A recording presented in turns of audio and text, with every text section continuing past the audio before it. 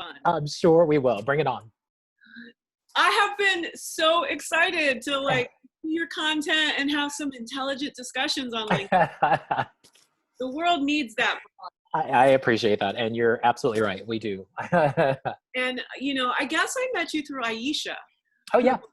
I am honored to see her grow. Yeah, I am too. I'm really proud of her. I mean, it's, as you can tell, I mean, it's not the friendliest road, but I'm excited for her because it's her truth, and I couldn't want anything more for anyone, especially someone that, you know, that I deal with on a daily basis. So I'm really proud of her. I'm literally using her. I'm in like a thought leadership mastermind. Oh, wonderful. And I'm sort of talking it through, and I asked her if she'd like to do an interview with me because I actually know Bridget Hyacinth. Oh, fantastic. Nice. I actually was friends with her 5 years ago when she came out and said, I want to become a thought leader. And I watched her do million after million people. And I'm just like, let me just have Aisha like put this in her own mind about this kind of strategy. And I know she wouldn't have been able or a chance to see this big opportunity if she wasn't working with you.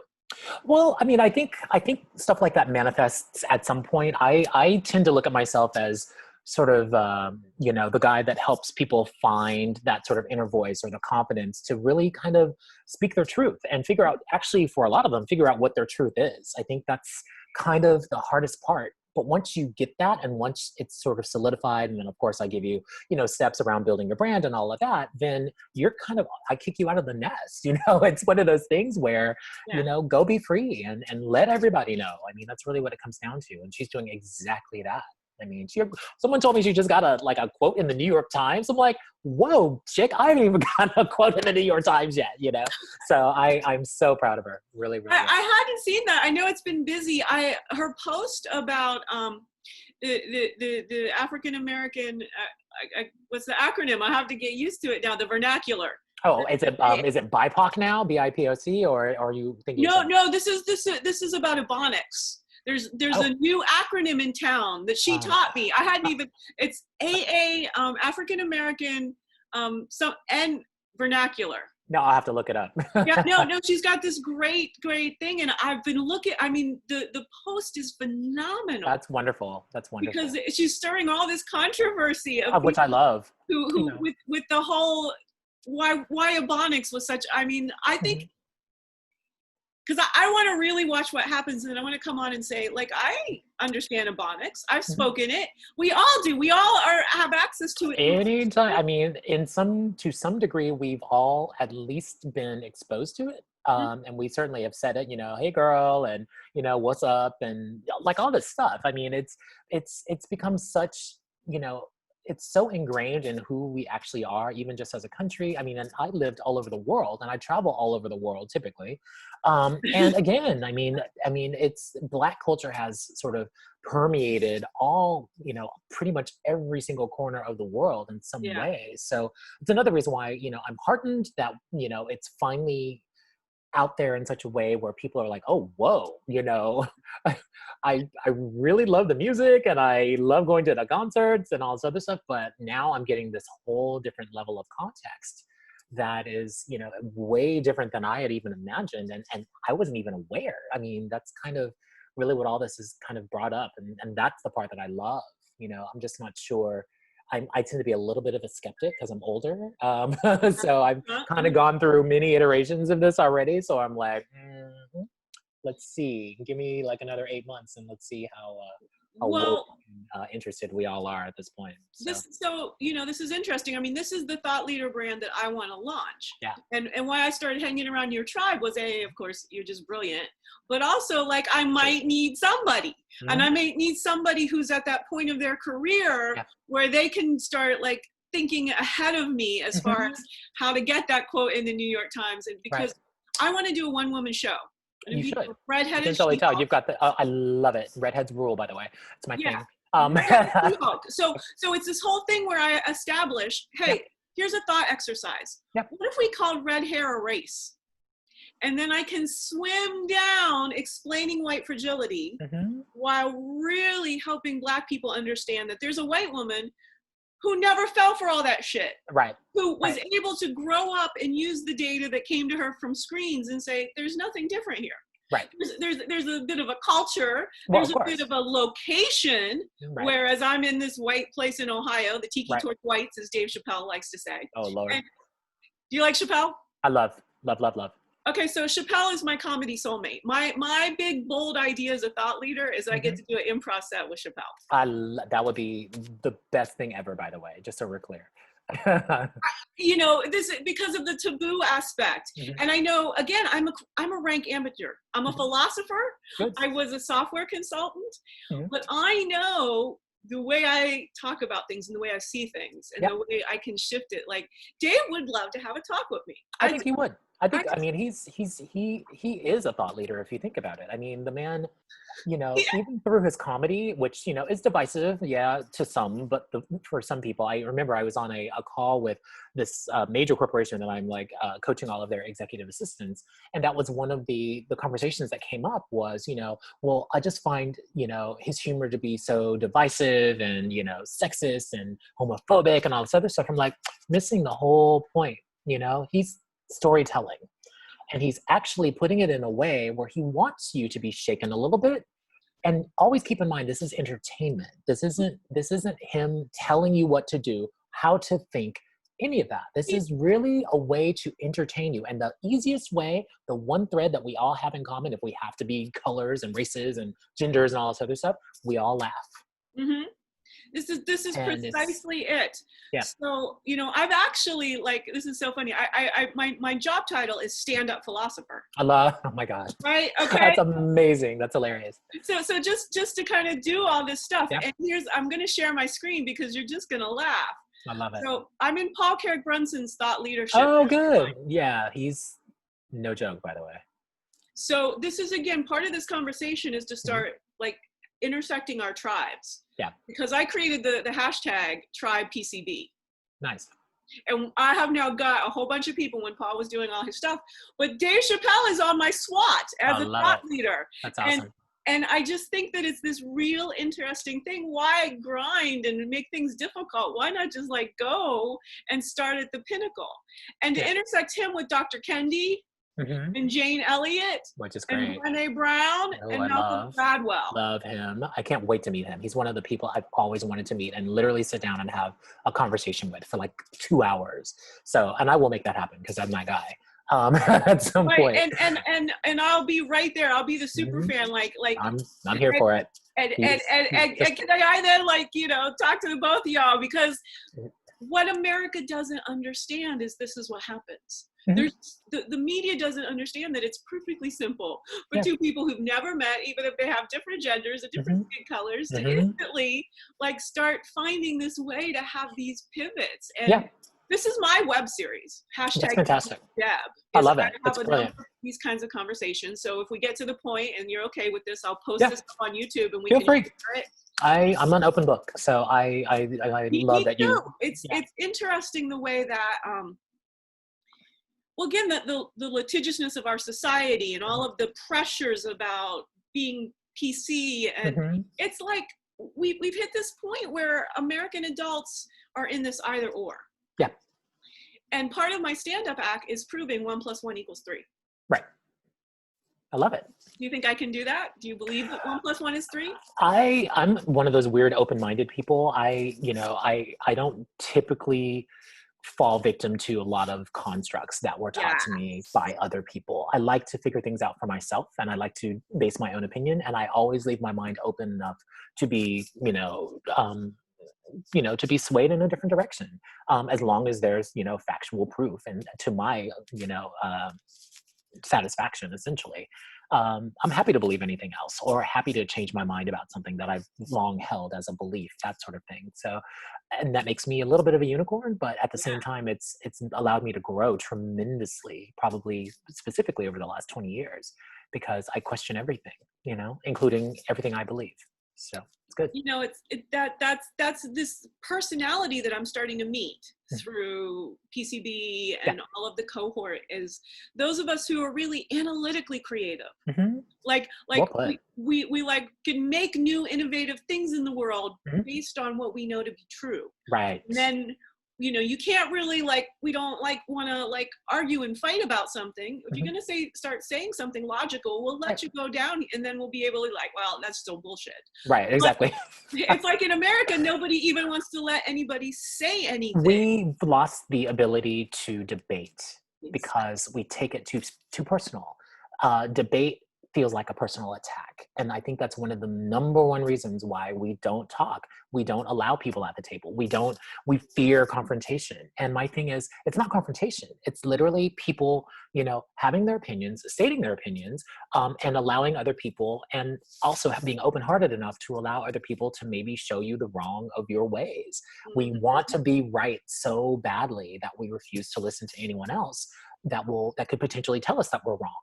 Yeah. Because in some way that's a weakness, or we're not as learned as we thought, or it's an attack on our character, on our education, and all that, which is all bullshit, of course. So yeah, and again, that's kind of where we are. That's why our political system looks the way it does. It's exactly that. And I'm on a mission to create the Wellbeing Philosophy Institute, co-headquartered in Jamaica. I'm not mad. Right? Or at least somewhere in the Caribbean. I got plenty of island friends now. I love it. I love that. But I need to make clear thinking a necessary global public good. I love that. It needs to be an initiative. That's what it needs to be.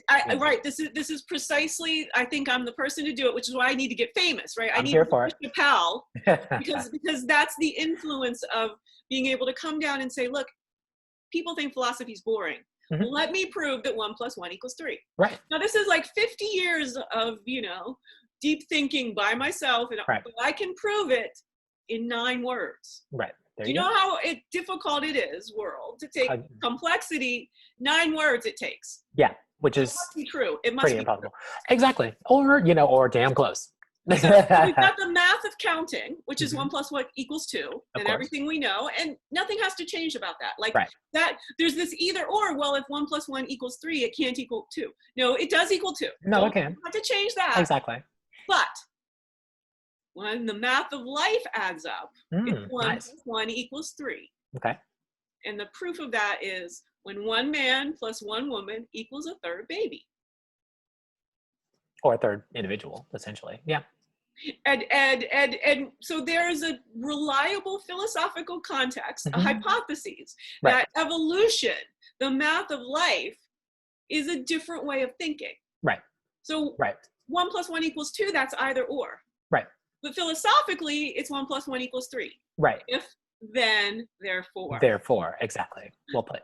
And this is precisely how, if I create the Wellbeing Philosophy Institute, and I've been able to stand on a stage with Dave Chappelle, that'd be awesome. Start sending this message out into the educational realm, so that people learn more about this concept of critical thinking and debate. And I love that, but I also think that I'm glad that you mentioned education, because I've been watching way too much television and biased news outlets, but I'm a lot of the talk is about just getting people back to school, like getting kids back to classes and all of this. And I'm like, for what though? Because my thing is, if you're basically putting them back in classes to learn the exact same stuff, now everybody's behind, everyone is rushing, everyone is focused only on the curriculum that is available to them, as opposed to free thinking and thinking in the way that you do. Elevating thought, or how about this, of making kids actually think as opposed to just learn. Big difference. Memorization. Yeah, exactly. Which, it does come in handy for times tables and freaking, learning how to type. Yay me. But, beyond that, it's not just about memorization, because the memorization sometimes is memorizing things that are from social constructs that don't benefit everyone at the table. So, you know what I mean? So that's another reason why I think, again, and I'm sorry, I'm going off on a tangent. No, I don't no, want to like this take is on. a conversation. I mean, this is what it's about. Is this is how we want to model conversation. So Right. go on every And, tangent. so again, I think it's one of those things where we really, really, especially after COVID, really need to rethink all education, like all education, all the way up to, what's being taught in these prestigious colleges, for crying out loud. We've got the sort of, basic component, K through 12 component that really needs an overhaul. As much as I do love my teachers, at least I should say, I'm not all that impressed with a lot of the teachers that are out there. I know several that are quite good, but Mhm. there are quite a few that are just phoning it in, because and to their credit, they've become low-key psychologists, babysitters, CPS, to be honest with you, in certain horrible cases, which doesn't really allow them to truly teach or to sort of mind bend, I like to call it. So there's that issue. And then, obviously having supported CEOs my entire life, I know the sort of how they roll them out of the Whartons, the Yales, the Harvards, etc. And they're about as cookie cutter as they come. So, Yeah. and with the same mentality, with the same, lack of, real socialization with Mhm. all of this. So, again, I think our biggest opportunity right now with all of this COVID nonsense is to really start thinking about education in a different way and start doing it at a much younger age. These kids are so socially, in a weird way, adept and inept, Mhm. that we really, need to use their tools. So I'm actually excited that kids aren't in school, because I don't think they learn in school. There's too much going on, There's the stress of learning, there's the stress of, the teacher being crabby because she's doing more babysitting than teaching. There's, kids that are being, slammed up against lockers, called gay, All called of that. black, called All of whatever. that. You know what I mean? You knew this when going to school as well. I went through it in school as well. It's like, it was so distracting. Like, if I could just learn, oh my God, I'd be eons beyond where I am right now, Yep. So, I sorry, know that. talking too much, but No, this is that's because kind of my this thing. is what it is, right? Yeah, This is again, this is part of the old world. right, You had all these deliverables and such and so forth, and we're right. finding out. And this is you pitching right into the point I wanted to make. Yeah, Is the whole point of education should be to enable humans to be creative. right. Lives don't matter if all you do is follow deliverables Ex- and stick by the numbers. That's the Exactly. difference between counting math and the math Yep, of life. exactly. Is every human feels good when they've like made something new. Right, And now that the world precedent has left Earth, right. we can't go, well, this is how it works. No, No, because again, February we have a discussion. yeah, Disney, the right, most solid forevermore company, like nothing can happen to Disney. right. And it's the very first one going, we had to lay off 100,000 people. Hmm. Nobody's coming to amusement parks anymore. What happens to this?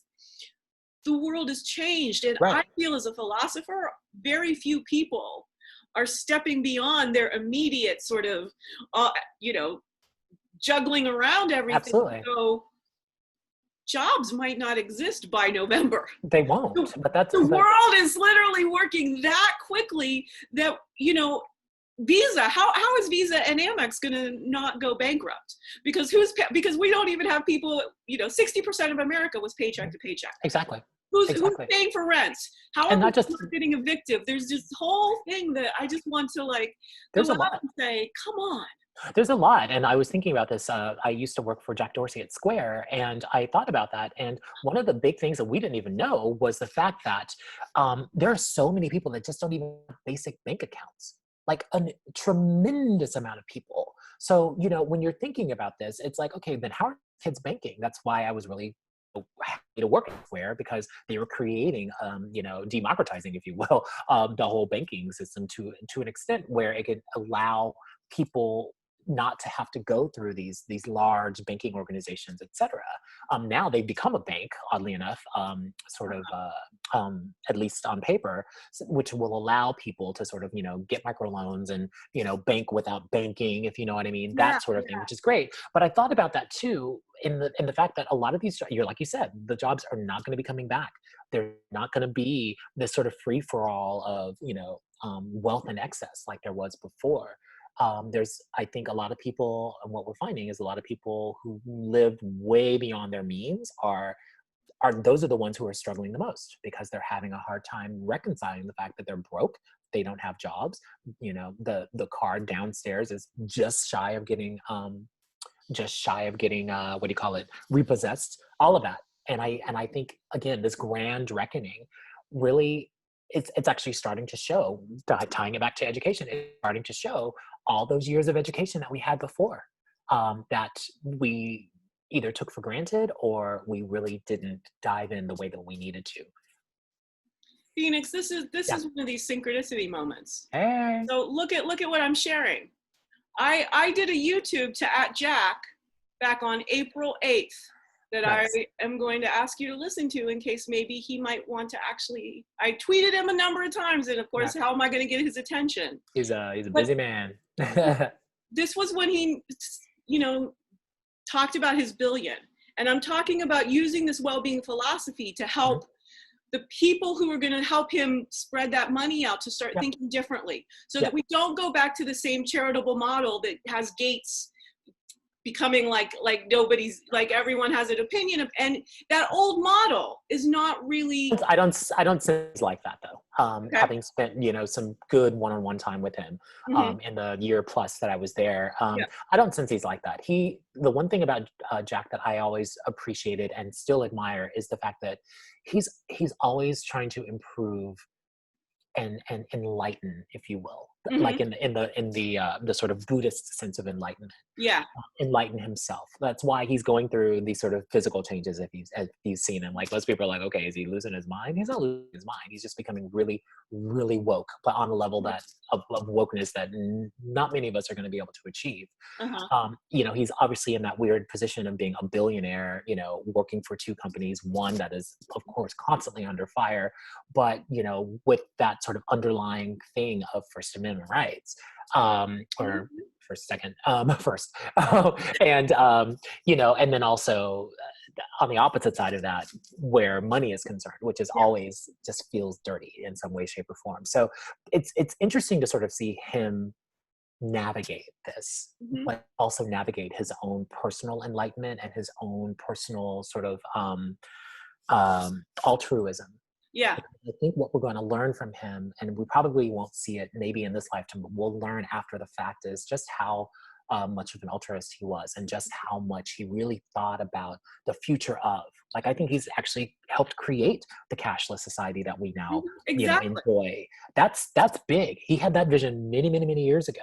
Put a Hmm. company together to actually make that manifest. So, yeah, you might see the PayPals and all these other companies out there, but like, I'm sorry, the idea came from that man. So, Yeah.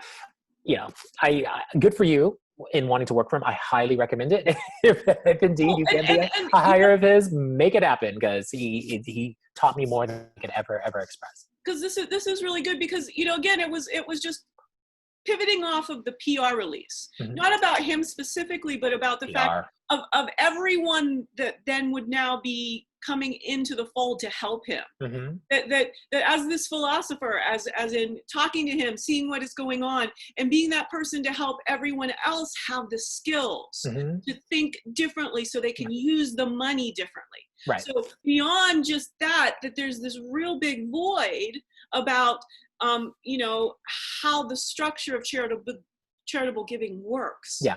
and who comes in and helps people learn to think it's all precedent's gone, Yeah. and now I want to make, I don't have any way to consult what I would have done. How Right. do I use this? And of course, being a woman is there's a difference to saying, hey, like have an actual woman who's a philosopher Hmm. training the staff, because this is sort of, again, Yeah. why has philosophy become this thing that is all so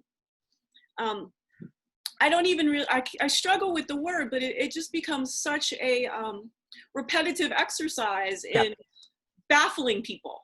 Yeah. Philosophy is really needed. It, The skills of learning about reasoning and finding out what's valid right. couldn't be more important. 100%. But then, the uphill battle of that is the fact that we are about, like I said, as socially inept as they come right now. We've distanced ourselves from any sort of real honest, truthful communication Yeah. and human contact. And I think, again, this is where we, it's so funny. My ex roommate used to say, he's like, I think we're headed toward a second dark age. And I was like, if you don't get out of here with that BS, you know what I mean? This was many, many years ago. It was like 2013. And sure enough, I honestly think that. I mean, I think there is such a lack of, first of all, a lack of self-awareness because of social media. Yeah. That's turning into, as we see now, a massive mental health crisis. So we've got that little issue. Then we've got those of us who are sort of bigger, broader thinkers who really want to go that philosophical route to helping other people think more philosophically, as opposed to emotionally. We run up against it just because most people don't even know themselves well enough to have a genuine conversation with us, without there being hashtags attached and, some sort of, social media presence, involved. And it's like, why do you need the crutch? So I think, I do love your angle with that, with regard to the jack job, just because I think more than anything, though, I don't even know if it needs to be a job. I think you two, if you could somehow score a real in-depth, just an interview. So yeah, just a conversation with him, I think would be, oh my God, like insane. Oh my God, that's precisely it. Because I mean, I'm not looking for a job. Right. I'm a stand-up philosopher. Yeah, I don't know that Square has that job description. No, although no, just kidding. Yeah, well, I am sort of selling my philosopher in residence. Good. I love that. Sponsorships, right? You should. It's fantastic. Organizations to just sort of say, here's how, a lot of fun. Let me talk. Let me do this. That would be an amazing consultancy if you think about it, because I think a lot of the prior angles have been exhausted and they just don't work. They just don't work. I mean, I don't think I think they're a little too cut and dry, a little too copy and paste, if you will.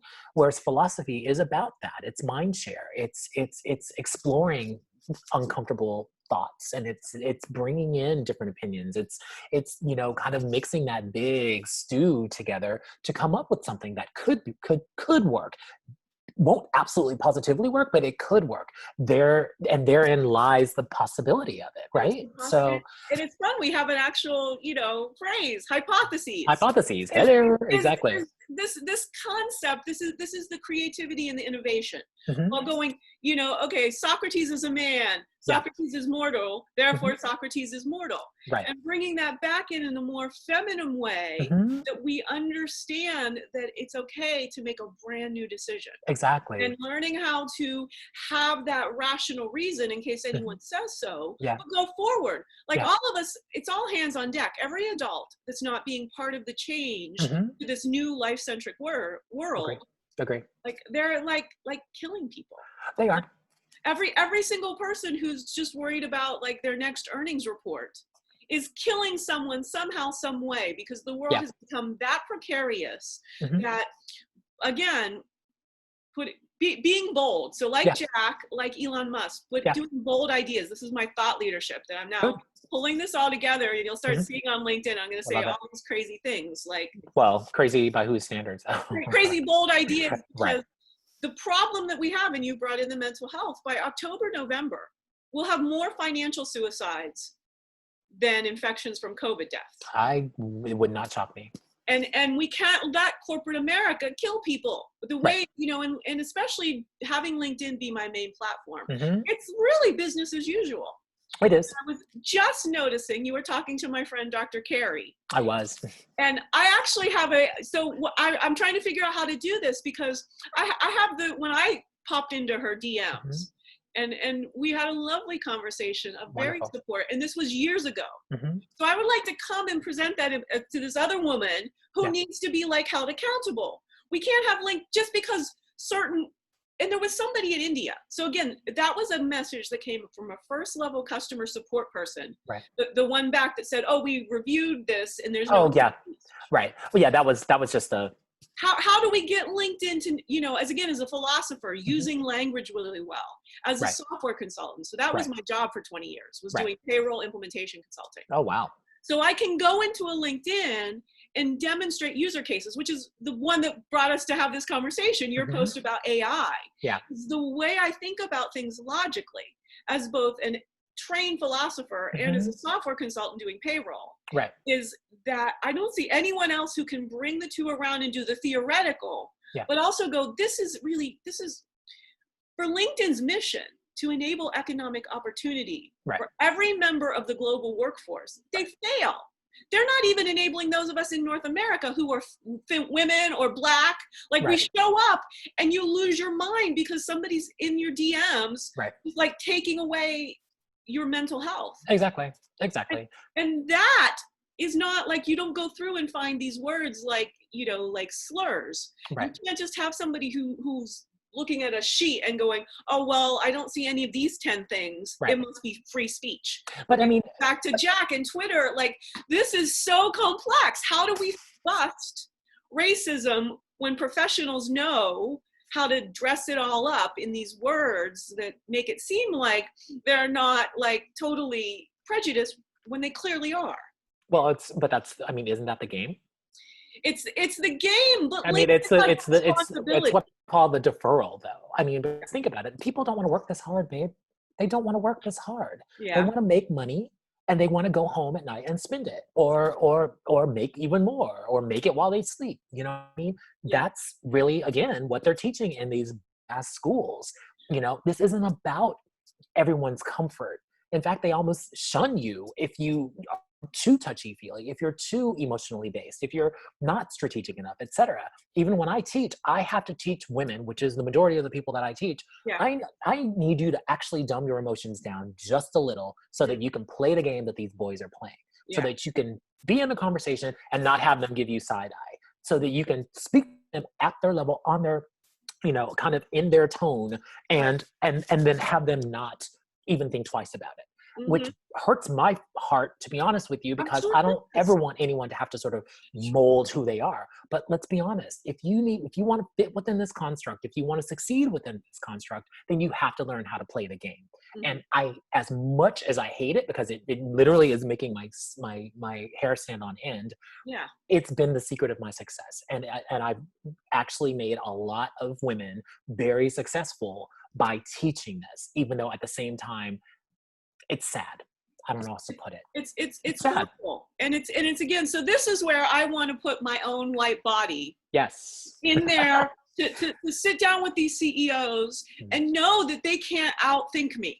And know that they're with the framework and the structure they're coming from, that there's a way, having worked where I worked and having the capacity to just, you know, again, now be fearless enough to record a video talking to Jack, and then somehow, some way, the universe intersects me with somebody like you, and to just go, when I have these ideas and I know how to hold these men accountable.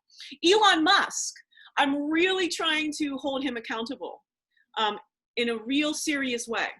So I'll do a little bit of my bit about Elon Musk. I don't know if I recorded it as well yet, but so when he was having the pissing contest with Gavin Newsom, thinking I'm just kidding. Oh, so are you familiar with it? I don't know. I am very. Yeah. I was almost his assistant, by the way. What? Which one? I was almost Elon Musk. I was thinking Gavin. I was like, did you actually? No, Elon. I was in the running. So anyway, continue on. I'm not surprised. I'm not surprised. Now, again, I have no personal problems with these guys, but in the framework of what's happening in the world and stuff, when he was, you know, through the factory in Alameda, which I lived on Alameda at one point. And I used to live in Alameda as well. So it's like everyone I tell seems to have lived on that tiny Somebody's been over there at some point. Exactly. And you know, first of all, player played. When he said, I asked that only I be arrested. I'm like, this is skill of this game but that doesn't solve the fact that he was endangering not just everyone going to the factory, but all of their families. And that this is the Bay Area, so people are all like 1,500 people in a 2-bedroom apartment. Exactly. You know, this is a big for cars that we don't need because the world is changing. They're overpriced. It's, you know, they're not doing that much good as far as I'm concerned, as far as ecologically. Like, come on. Like and then, you know, everyone I meet is, oh, Mars, and oh, this is great, and Mars, and I'm like, and Supertruck and all this other crazy BS that I'm just like, really? But the Mars city very specifically, so the intersection of this, when he said, I asked that I'm only arrested, I'm typing on LinkedIn and I'm like, he's going to be treated like any other American. And then I went, oh, he's not even an American. So I go and look into the Africanness and find out that he grew up with South Africa. Well, with Zambian emerald mine wealth. Right. So this now, as a factory owner in America of Tesla cars, his childhood. So not what he thinks he knows about himself, but conversations that happened when he was 5 years old around the dinner table about how to treat workers. Right. Were contextualized in a way that he might not even right now be willing to see the parallels in his treatment of Tesla factory workers. But they're there. They are. And Deb goes, if I can have that conversation with him, because I'm not attacking him. I'm like, this is something you couldn't possibly really be seeing the parallel with. Right. But this is when things get in that early. But how is it? I mean, you challenged the governor of the freaking state and said you were important. And won. And what? Which is just, you know, even as symbolically, I would have arrested his ass. Right. So as a whole situation, as far as money's more important than human life, I'm really, you know, worst timing ever. That bugs me a lot. So I keep thinking, and I think, well, how am I going to get Elon to pay attention to me? I got to help him with money. So, but it's so easy for me, the way my brain likes to work now, because seriously, he's not going to really be successful in Mars. Given that, again, we know financial suicides this year, by the end of 2020, like the economy is not going to be something we recognize. No. So how does he get to Mars? I know, and this is proprietary Deb Helfrich intellectual property. Then don't put it in. Don't put it on video. No, no, because I'm trying to put it on video because it's recording. We're recording this, and I'm in charge of what's coming out of my mouth. Right? I love it. Part of my problem as a woman and as all of this philosopher is, again, so few people were smart enough to understand me in my early days that it was all within. Right. So this meeting somebody and feeling like we're having this lovely intellectual conversation, it's like, let it get it all out. And it's a great idea. The idea is more important than me, whether I ever make a buck. Right. But Elon should pay me to sit down and talk this through. Absolutely. Because, again, why spend the money to ship nuts and bolts and hammers and everything to Mars? Can we please build the Mars city prototype in Africa? Can we start that right now? That'd be interesting. Right, we've got a continent. We've got certain places near the equator in COVID crisis. Yep. Let's pick a zone in the Sahara, and let's build this Mars prototype. Let's bring actual humans. So again, all of the money is invested on the continent right now where he was born. Brilliant. Where actual humans can start not only getting jobs, but also getting it right before we even decide to colonize or whatever else. Right. I mean, again, think about all of the iteration of stuff like. Well, the funny thing is, I mean, do we know for sure that that's not even happening? It is Elon. Well, you know, I guess we don't really. I mean, again, I'm not the biggest like news hound in the world. Right. But again, that I might have thought about it. Completely outside, because I feel like I'm playing chess with both Elon and Jeff Bezos. I like to be thinking, because again, I knew that Jeff was looking to be a trillionaire before the end of March, because I'm sitting in Seattle. So nice. I was getting some local news about the fact he said no Amazon employee had to come to work. And there was a press release in March until like October. And I said, well, because he wants not a single Amazon employee to get even a sniffle, because he wants the Christmas holiday, you know, season of his dreams. Right. He sees the money's just piling in, and he's like, what am I going to have to do? How do I have to mobilize my army so that this Christmas season, which we're all going to still be in our homes. Oh yeah. So following these guys, the information that they've got, teams of analysts reading everything, synthesizing it. And here I am, one woman sitting in Seattle going, oh, I see what's happening. Oh, let me talk, you know, because I really think these guys should be writing me $100,000 checks to life-centric these things out. because again, there's probably some prototyping happening. There is. But what if I'll, he makes it into this big thing of like I'm going to make an actual functioning city in Africa. yeah. This is the life-centric thing to do. This is the Right. thing to do right now, is to truly say, the first stage would be that we need this sort of city on our own terrestrial surface. Right. And that this is the kind of way, this both and, looking at it from the math of life. Mm-hmm. Right now, saving human lives versus, because, you know, he's going to make it happen. It's not that he can't make it happen. It's that off of the public.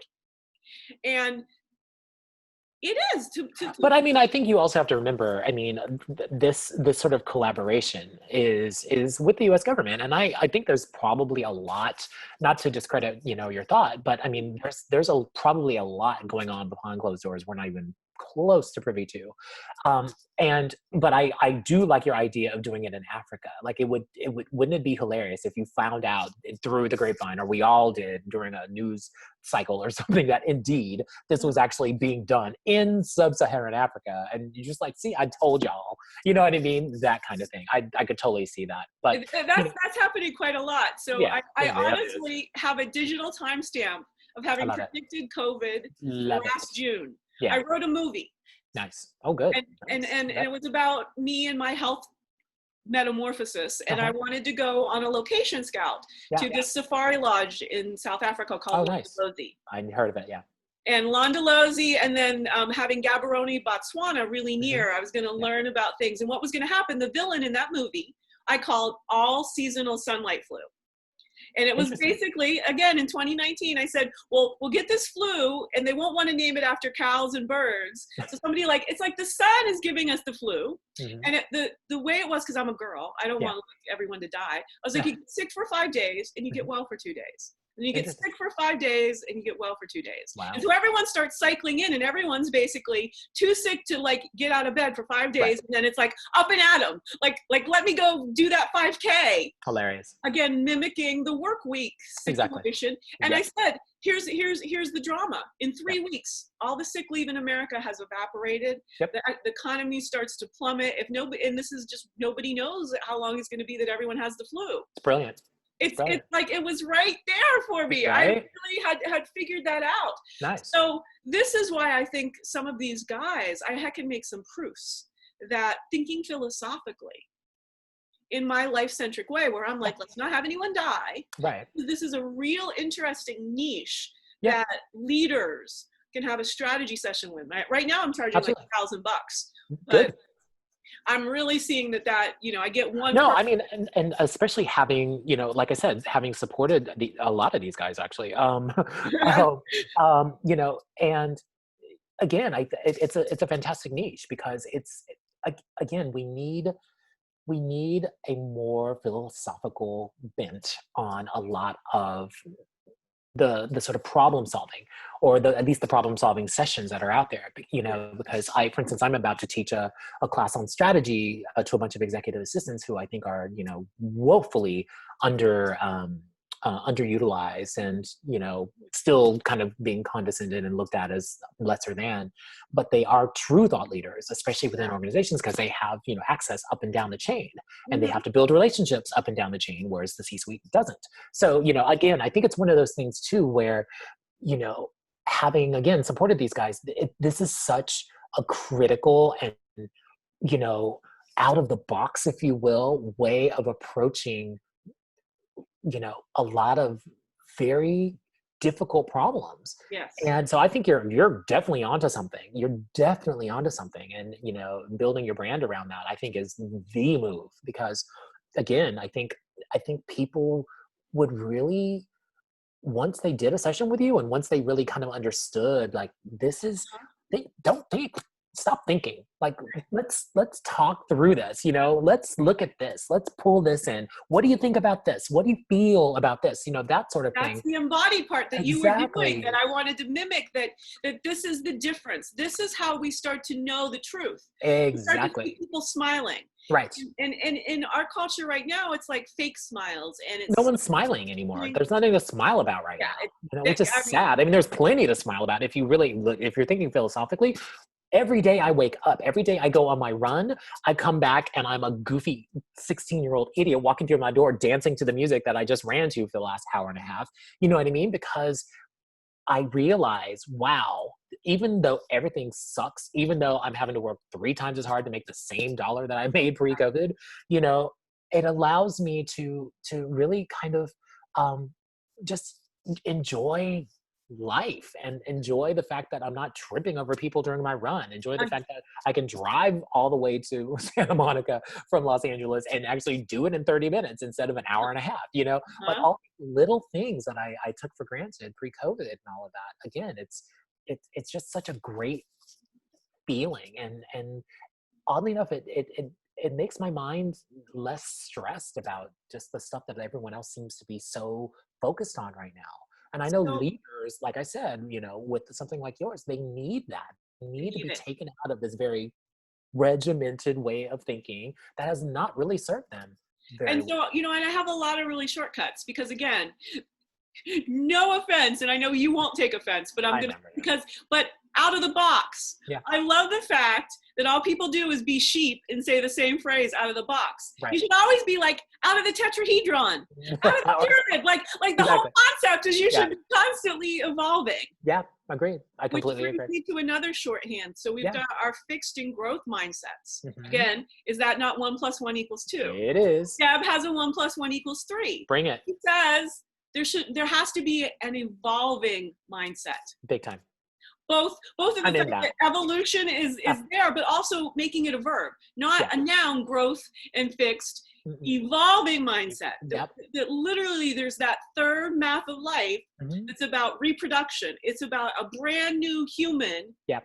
literally coming from a thought, an Right. urge, and Mhm. some intense collaboration. Yeah.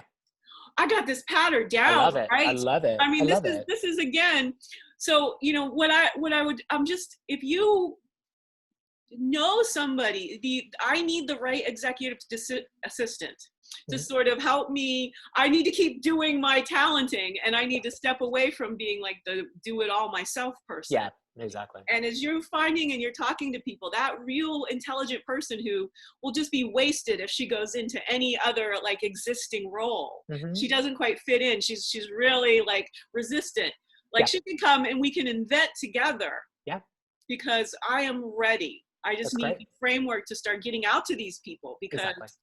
Exactly. again, I'm not, who's shooting for Dave Chappelle and Elon Musk and Right. Jack Dorsey at the same time. I love it. I love it. You think like I do. I'm like, I don't care. I write hard. I mean, the funny thing is, I was just talking to executive assistants about that the other day. But one of the keys to my success has always been I write heartfelt letters just randomly to exact, you know, to like I wrote one to Jack, I wrote one to Elon.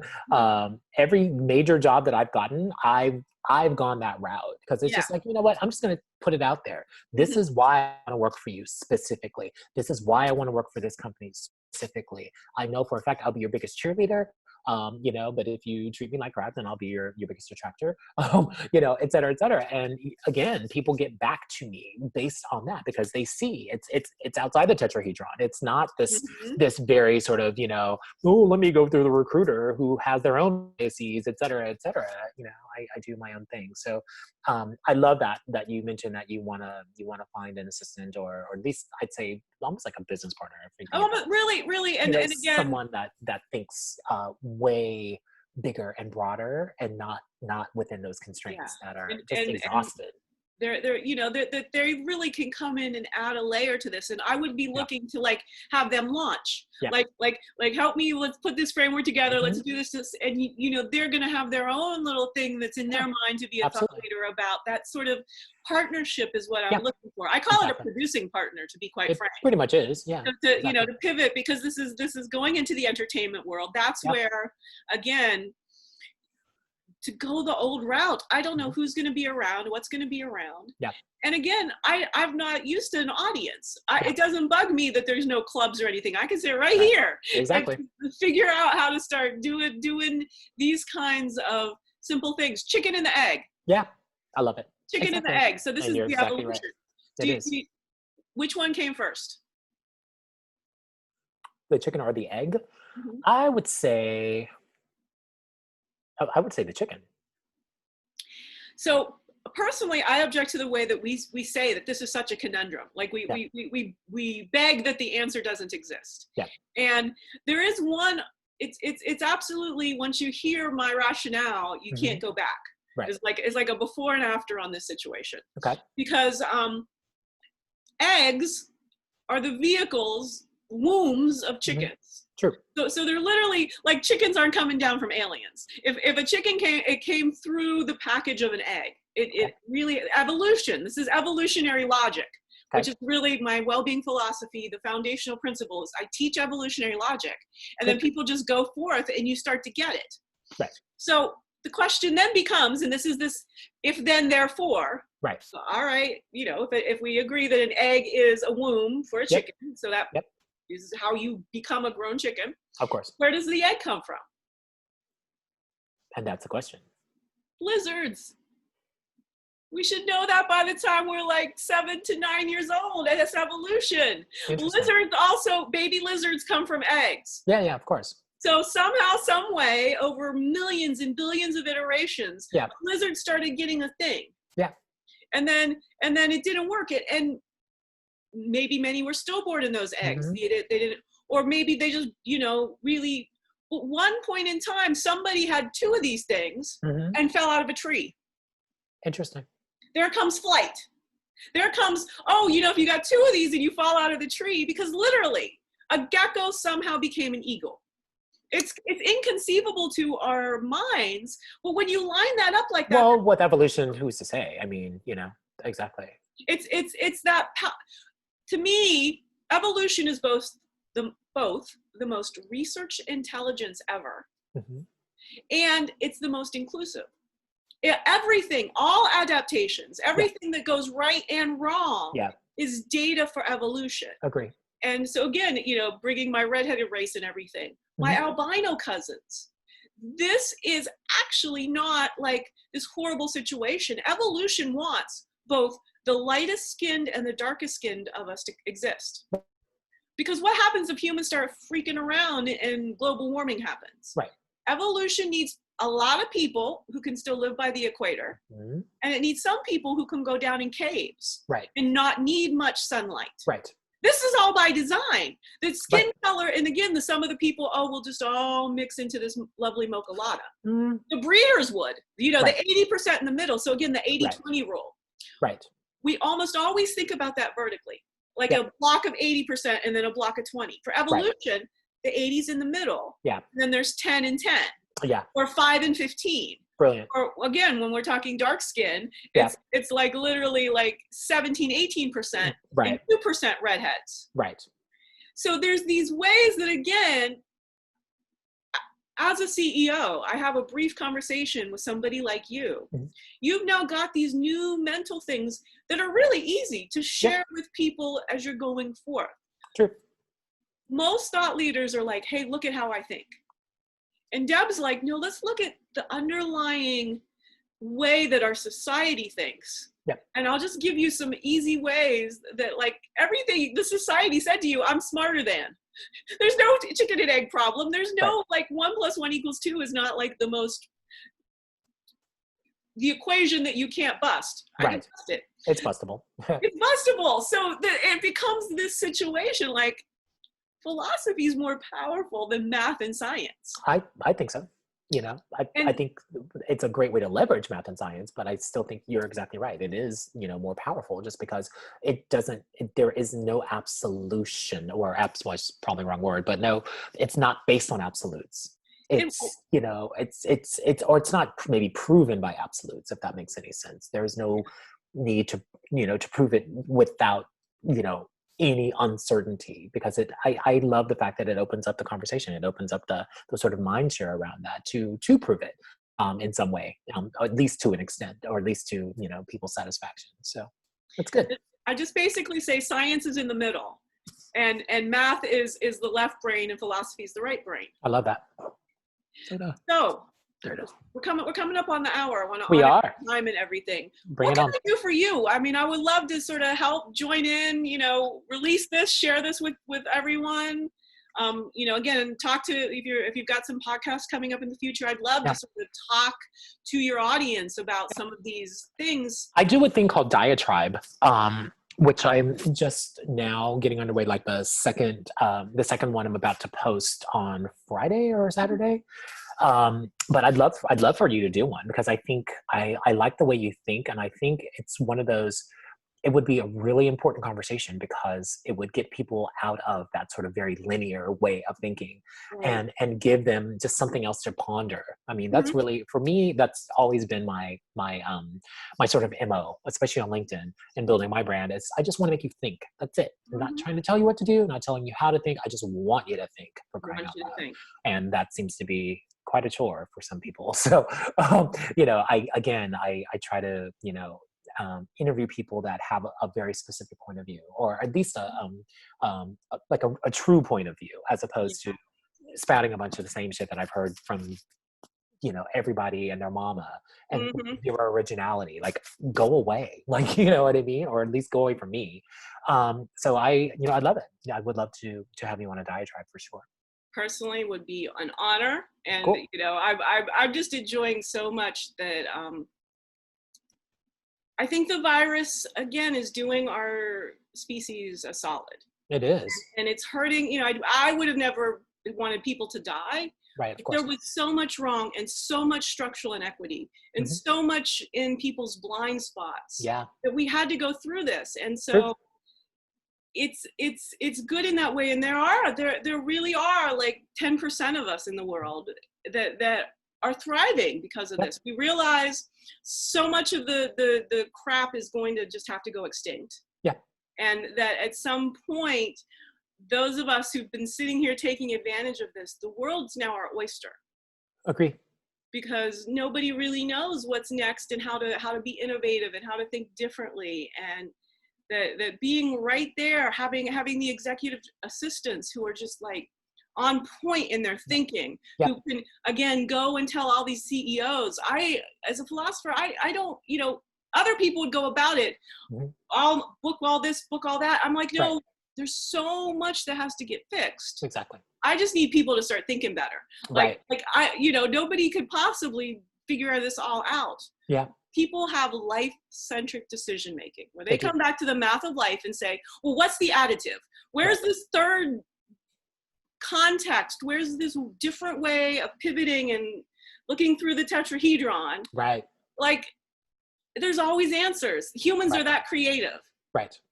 Right. And to think that we have to go look in the book and see what the expert said, and the social media, watch those top 3 tips, that's going to fix everything Oh my for you. God, kill me with the top 3 lists and top 10 lists. Yeah. Oh. But yeah. According to whom? You know what I mean? And especially, anyway, that's a diatribe I don't want to go on yet. But anyway, so much for that. It But was yeah, lovely meeting you. We you didn't even as get to well. This was talk about fantastic. jazz and this and Oh, that. So so we'll have to do it again. we'll keep doing this. And I Yeah. do think, like, let's make it maybe a thing that we do for our audiences, and Yeah, have it'll a be fun. blast and think it For through. sure. So For sure. lovely meeting you. Be You well. as well. We'll be And in contact. on LinkedIn, I'll be commenting. Of course. And please do. I need it.